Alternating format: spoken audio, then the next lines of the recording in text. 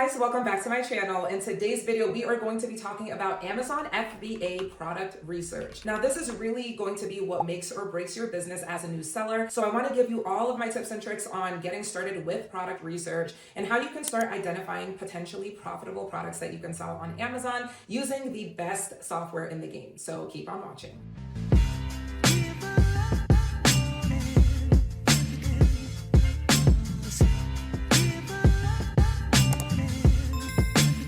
So as you can see on screen, we're using the software Helium 10, which I'm always raving about on this channel. I have been using it for the last 7 years to run my Amazon business. And the single most important thing that you can do with Helium 10 is look at different products that you can sell. So right now I am inside of the tool Black Box. And if you are going to go ahead and get Helium 10, I do have a discount code that you can use in order to get it for the best possible price. So feel free to check that out so that you can see exactly what I'm seeing and so that you can start practicing looking for products yourself to sell on Amazon. What I like to do with Helium 10 is go straight to this tool called Black Box, and this is the default view that you're going to see. It says Black Box. Find a product to sell by evaluating products, keywords, competitors, and more. And it's going to default to the products setting or the products category right here on top. And you can leave it there for this tutorial. I will show you other ways of doing product research in future videos, but for this video, I'm just going to show you the simplest way that you can go ahead and get started without feeling overwhelmed or too stressed out. So what we are going to do is look at the products, and I'm going to explain to you everything that you're looking at so that you're not confused. What you can see is that it says active products or out of stock products. We're just going to leave it on the default of active products. So we only want to see products that are actively selling on Amazon. What we're going to do now is go over to the right hand side here where it says Amazon. It is also going to default here to Amazon.com, which is the US marketplace. There are different marketplaces that you can sell on when you are selling on Amazon's platform. They've got the US marketplace and they've got a bunch of others like Canada, Mexico, Denmark, Spain, Italy, France, UK, so on and so forth. Now, the single biggest marketplace to sell on is Amazon USA, because Amazon is just a way of life here in America. If you're not living here in the US, you might not know just how popular and common it is to use Amazon to buy a variety of products, but you want to sell your products where there are the most potential customers, and that is going to be on the US marketplace. So you're going to leave it on the default. You don't have to click anything there. Just wanted to explain what that is. And what we're going to do now is look at the next series of prompts. It is asking us to pick up to 3 areas you're familiar with or surprise me. I encourage you to select these manually. Do not click on surprise me because it's going to give you a bunch of random categories. You don't want random categories. You specifically want to target certain categories for their potential for new sellers. What I can go ahead here and say is that there are certain categories that you need to avoid like the plague when you're selling on Amazon. Those 3 categories that I would say to stay far, far, far away from as a beginner are clothing, that we see right here, clothing, shoes, and jewelry. You want to avoid electronics, and you want to avoid grocery or gourmet food. The reason that you're avoiding these categories specifically as a new seller is that they are going to cause you a lot of stress. There is a larger barrier to entry. There is more liability involved. For example, with clothing items, they have a very, very high return rate because the clothing is going to be subjective to the person who is purchasing the clothing. So no matter how good of a job you do explaining what the clothing item is, what the materials are, how it fits, there's every chance that that customer is going to have a complaint or a criticism, and that is going to lead to a higher than average return rate, and you don't want to have to deal with that as a beginner seller. So that's why you're avoiding clothing items. When it comes to electronics, they have quality control issues typically when they're coming from China. Not to say that you can't find high quality electronics coming out of China, but you're going to have to be very, very careful when you are sourcing the products, and it's just more stress than it's worth. I will also say when it comes to electronics, because of those quality issues, they can also have a higher than average return rate. That's not something that you want to deal with. Last but not least, when it comes to grocery and gourmet food, that is just strictly a liability issue when it comes to keeping up with expiration dates, making sure that the item that you're selling is to the highest standard so that the customer doesn't get sick if they consume it. Anything that someone is going to put in their bodies, down to food, supplements, energy drinks, anything like that is going to be a no-go for you as a beginner seller. So now that I've told you the ones that you have to stay away from at all costs, I will now tell you some of the ones that I think are good categories for beginners brands that have a low barrier to entry. If we scroll back up to the top here, we can see the category appliances. Now, many appliances are going to by default be electronics, so I would skip over that. We have arts, crafts, and sewing. That is a good one to select as a beginner. They tend to be lower cost, so I would highly recommend that. We are going to scroll past automotive. Again, they could be electronic. We'll just skip over that. Baby products sometimes will require you to get extra certificates to sell on Amazon for safety and liability issues. I'm not saying that you can't sell a baby product. I just am not going to select it for the purposes of this demonstration. We're going to keep on going down and we're going to skip over a bunch of these. I mean, CDs, books, we're not selling any of that. Beauty and personal care is one that you can select. Just understand that many beauty products are going to be gated. What gated means is that it's a product that you are allowed to sell, but Amazon will require extra documents before you can sell that product. Now, is that convenient for a beginner seller? No, it's an extra step that you have to do. It can be annoying. It's going to take more time. So many times I tend to skip over beauty if the product is going to fall under the topicals category. So think about things like creams, think about makeup, think about anything that is applied to the skin. Amazon is going to consider that as a topical product, and we want to avoid those. So for this demonstration, I'm going to skip over beauty and personal care just so we don't get a bunch of creams and lotions and soaps and things that we're not going to be able to sell without doing that extra step of getting ungated. We're going to keep on scrolling and we could click on computers and accessories. We'll go ahead and do it even though there may or may not be some electronics that sneak their way into this category. Let's keep on going. We're going to select home and kitchen. We're going to skip over handmade products because we don't want to be making these by hands. We want our supplier to do that for us. We're going to go kitchen and dining. We'll select office products and we'll select patio, lawn, and garden.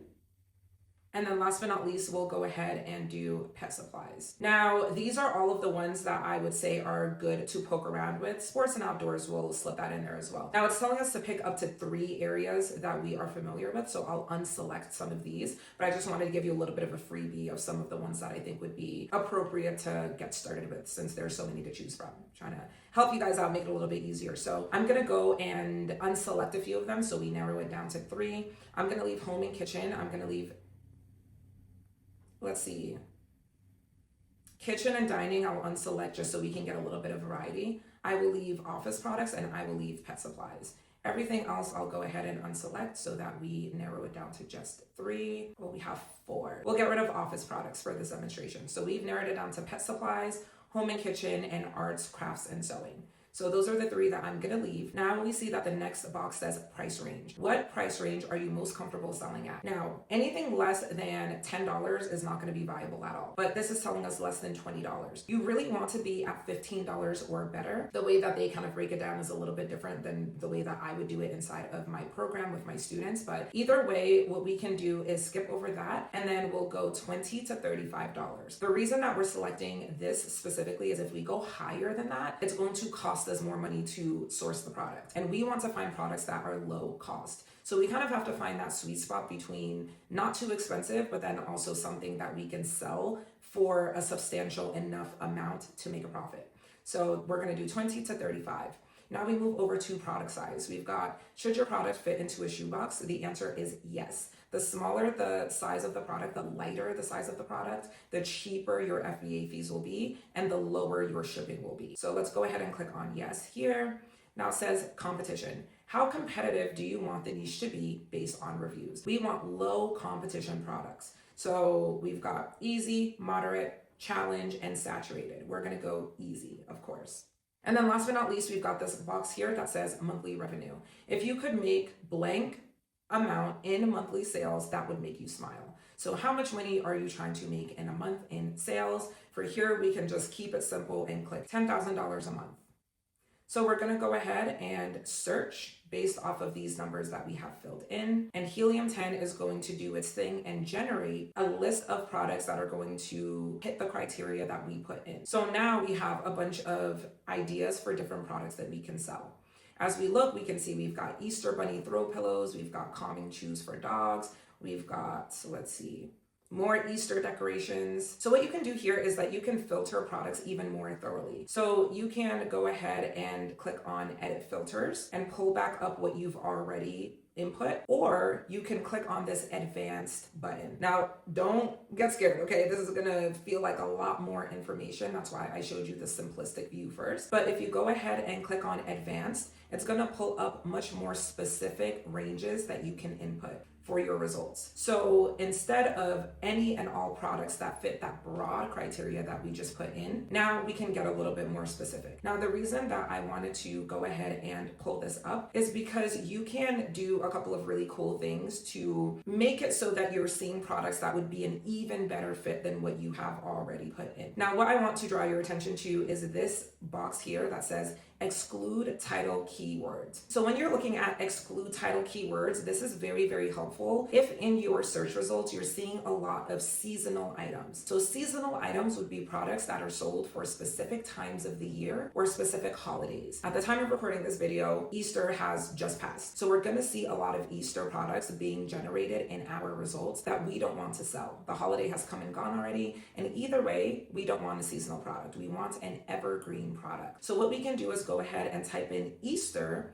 into this exclude keywords box so that any products that have the keyword Easter are eliminated. Now, if it were October, we could put the keyword Halloween to exclude any Halloween specific items. If it were the holiday season at the end of the year, we might exclude Christmas, we might exclude New Year, we might exclude ornaments, we might exclude Christmas tree, right? These are all things that are going to be seasonal and we don't want to see that. So with that, I'm gonna go ahead and apply this exclusion for the keyword Easter. That way my results don't have Easter. So go ahead and click that, and then you can click on apply filters. And don't worry, in one of the upcoming videos, we will go through those more complex filters so I can kind of walk you through what those are. So now that we have done that, all of the Easter products are gone, which is really, really nice. Now we can look and see what else is here. We can see that we've got Easy Street Fleet Natural. These are shoes, it seems. We can see some t-shirts, which we don't love. I'm not quite sure why we're seeing clothing items. Let's see. Oh, you know what? It's because I didn't reselect. I was like, I know that something is wrong here. So we're gonna go and re-click on our 3 categories. So we did arts and crafts, home and kitchen, and then we did pet supplies.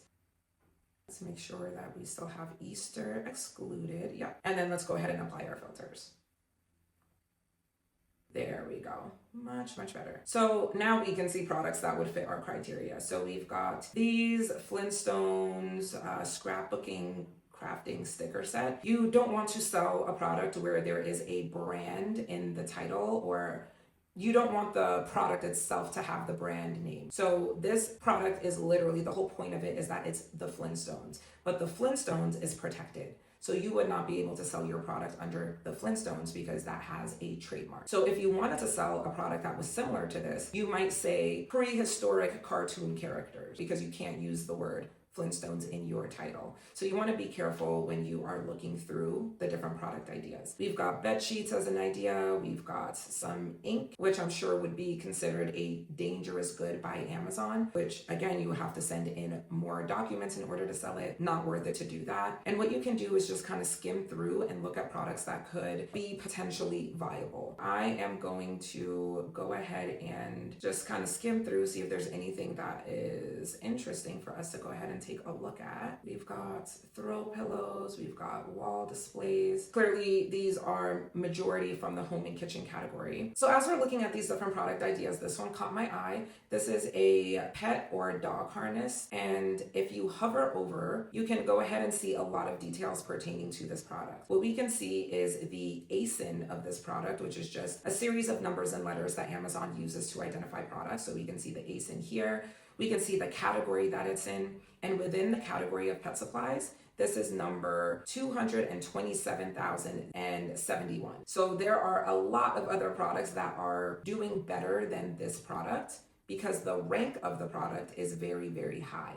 The lower the rank is, the faster the product is selling and the better that it's doing. So if this number was number 1, that would mean that it was the single best selling product in the category of pet supplies, but obviously it's not. So just to explain what that is. Now, this is another key word for this product. It is a basic halter harness, And under that subcategory, it is number 672. Now it's telling us who is fulfilling the order, meaning who is delivering it, and it's Amazon because it says FBA. If it said FBM, fulfillment by merchant, that would mean that the seller was the one who would be delivering it. But because it says FBA, that means Amazon's delivering it. We've got how many sellers. It says 0, which is really like 1. And then variations, 121. We've got the listing age, 14 years and 1 month. They have been selling this product on Amazon for 14 years. It's been around for a very, very long time. And normally when you see a listing age for this long, it has been a different product in the past. So sometimes what Amazon sellers will do, which is against terms of service, is use an old listing so that you can benefit from the reviews. That way you can have a listing that already has a little bit of traction, a little bit of social proof. So sometimes that is the case. The number of images, it says there's only 1 image, which is not good. They should have many more images. It says what the brand is. The seller is from the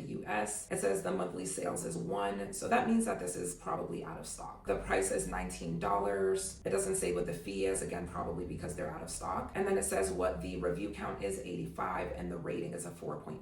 So you can see a lot of information directly here. You can also remove that if you don't want to see all the details. You can minimize it, so all you see is just the product itself. But I think it's nice to be able to see more information about the product itself. Along with that, you can also see these other columns, the category and the BSR, the price of the item, how many sales are being made. You can keep scrolling to see a bunch of other information. So I know that this is a lot to look at, and it's going to take a little bit of practice to kind of get your bearings and feel comfortable, but I promise you, the more comfortable you get using Helium 10, the easier it will become to look for products. So this is step 1, very, very simplistic. Initially just coming up with a couple of product ideas to poke around with, and then you're going to want to evaluate the products further, and I'll talk about that in the next video. So I hope that demonstration helped you understand a little bit of how to get started initially with looking for products. I know that it can feel a little bit stressful learning how to use a new software for the first time, but it will start to make more sense the more you play around with it. So highly encourage you to poke around with Helium 10, and make sure you come back for our next video because I'll show you how you can further evaluate the products to ensure that they are good to move forward with if you are going to launch it on Amazon. With that, go ahead and leave your questions down below, and I'll see you in the next video. Bye.